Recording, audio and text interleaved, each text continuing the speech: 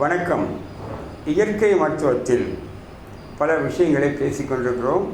இலை, தழை, கீரை. கீரை என்றால் இலை கறி என்று பெயர்.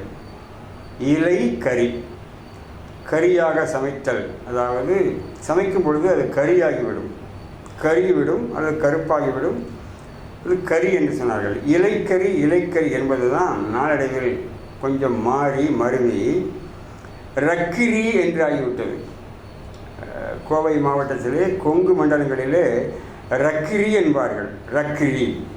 ரக்கிரி கடைஞ்சேன் என்று சொல்வார்கள். ஆகவே உணவிலே இலை அமுது, இலைக்கறி, இலை அமுது என்று இலக்கியங்களிலே, ஆன்மீக இலக்கியங்களிலே வரும். ஸோ இலைகளை சாப்பிடுவது மனிதனுடைய பண்பாடாக, ஒரு மருத்துவமாக, வாழ்க்கை நெறியாக இருந்திருக்கிறது. இன்றைக்கு நம்ம பார்ப்பது வெந்தயக்கீரை, புளிச்சக்கீரை, இன்னும் முள்ளங்கி போன்றவற்றினுடைய அந்த இலைக்கீரைகளை பார்க்கிறோம்.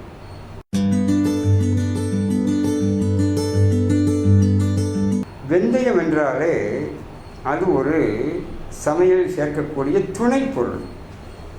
இரும்பு சத்து மிகுந்தது என்று சொல்வார்கள். வெந்த அயம், அயம் என்றால் அந்த அயக்காந்தம், அயம் இரும்பு சத்து. வெந்தயத்தை ஊற வச்சு சாப்பிடலாம். பச்சையாக தினம் ஒரு ஸ்பூன் வெந்தயத்தை சாப்பிடுபவர்கள் இருக்கிறார்கள். வெந்தயத்தை முளை கட்டி சாப்பிடலாம். சமையலிலே வாசனைக்காக, வழுவழுப்புக்காக, சத்துக்காக வெந்தயத்தை சேர்ப்பார்கள். இந்த வெந்தயக்கீரை இப்பொழுது கடை வீதிகளில் விற்கப்படுகிறது. ஒரு விதை இலையாக மாறும் பொழுது அதில் சத்துக்கள் மாற்றமடைகின்றன, எளிதில் செரிமானம் ஆகும். ஸோ வெந்தயத்தில், பச்சையத்தில் ஹீமோகுளோபின் அதிகரிக்கக்கூடிய சத்துக்கள் இருக்கிறது, இரும்பு சத்து மற்றும் பல வைட்டமின்கள் இருக்கின்றன. அதிலே கொஞ்சம் வலுவழுப்புத்தன்மை இருப்பதாலே புரதமும் நன்றாக இருக்கிறது. ஸோ வெந்தயக்கீரையை தனியாக சமைத்து சாப்பிடும் வழக்கம் பொதுவாக இல்லை.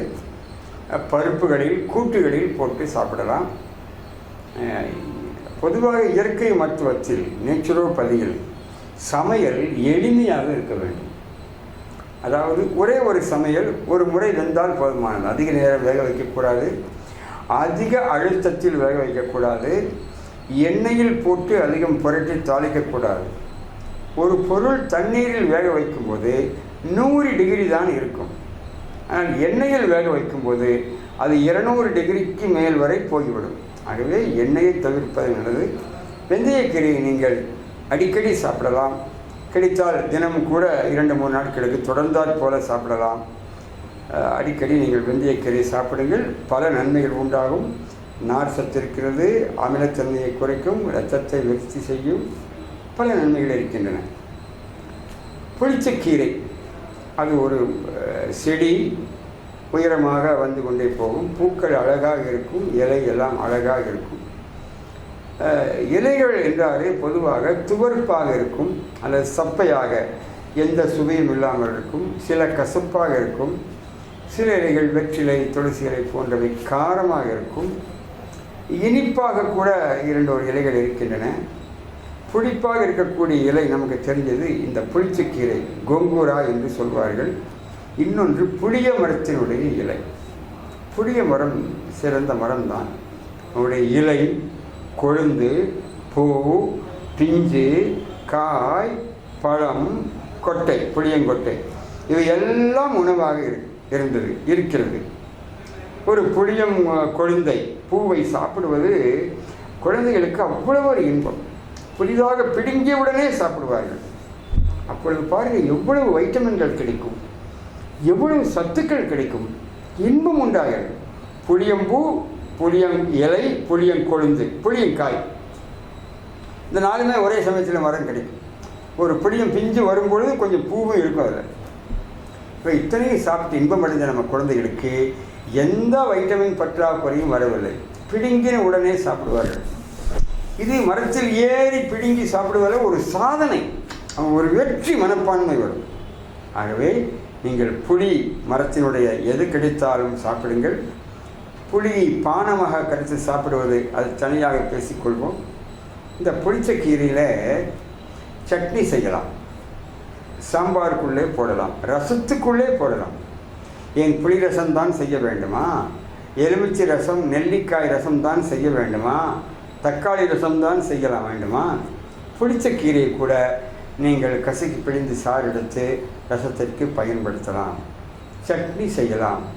இப்போ சட்னிகளிலே கொத்தமல்லி சட்னியை பற்றி அன்று சொன்னேன். அதில் புளிக்கு பதிலாக புளிச்ச கீரையை சேர்த்து கொள்ளலாம். கருவேப்பிலை சட்னியிலே ஊறுகாய் செய்யலாம். புளி சாதம் தாளிப்பது போலவே புளிச்சக்கீரையில் சாதம் தாளிக்கலாம். எலுமிச்சை சாதம் போலவே எலுமிச்சை சாதத்திலே கூட நீங்கள் புளிச்சக்கீரையை வெட்டி கடைசியாக தூவிக்கொண்டால் புளிப்பு நன்றாக மனமாக கூடுதலாக இருக்கும். ஆகவே ஒரு இலை என்பது இறைவனின் கொடை. உலகத்தில் பல உயிரினங்கள், யானை, குதிரை, ஆடு, மாடு எல்லாம் இலையைத்தான் உணவாக வைத்து கொண்டிருக்கின்றன. மனிதனும் ஒரு காலத்தில் இலையை தின்றவன் தான். குரங்குகள் இலையை தின்கின்றன. இப்பொழுது அவன் இலைகளை விட்டு மாவு பொருளுக்கு தாவி விட்டான். அந்த மாவு பொருள் வந்த உடனே மாவு நோவு என்று வந்துவிட்டது. சோறு அதிகமாக சாப்பிட்டான், சோர்வு வந்துவிட்டது. ஆகவே அன்றாட உணவில் இலைகளையும் கலந்து கொள்ளுங்கள். வெந்தயக்கீரையை பற்றி சொன்னோம், புளிச்சக்கீரையை பற்றி சொன்னோம், புளிய இலையை தொட்டு காட்டினோம்.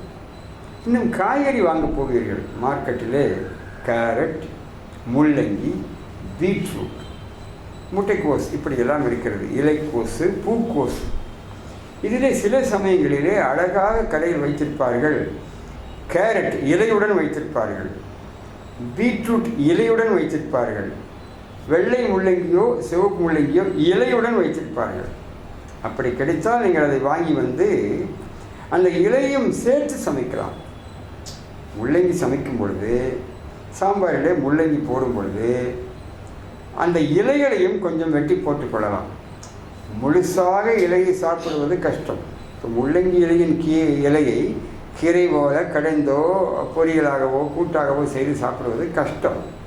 ஆனால் கொஞ்சம் சேர்த்து கொள்ளலாம் அல்லவா? அதுபோல் முள்ளங்கியினுடைய இலை, பீட்ரூட் இலை, கேரட் இலையெல்லாம் கொஞ்சம் உங்களுடைய சாம்பாரிலே, பருப்புகளிலே, காய்கறிகளிலே, கீரைகளிலே இணைத்து கொள்ளலாம். அப்பொழுது கஷ்டம் தெரியாது. பழகி சாப்பிடலாம். எப்படியாவது உங்கள் உடம்புக்குள்ளே பச்சை இலைகளை உள்ளே அனுப்ப வேண்டும். பச்சை உணவு பாதுகாக்கும்.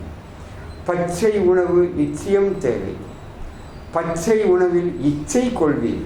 ஆகவே மண்ணிலே செடியாக வரக்கூடிய வெந்தயக்கீரை ஆனாலும் சரி, இன்னும் பெரிய செடியாக வரக்கூடிய இந்த புளிச்சக்கீரை ஆனாலும் சரி, மரத்தினுடைய இலையானாலும் சரி, எப்படியாவது இலைகளை அன்றாடம் சேர்த்து கொள்ளுங்கள். இலைகள் தான் மனிதனுடைய ஒரு சிறந்த மருந்து. வணக்கம். வாழ்க வளமுடன்.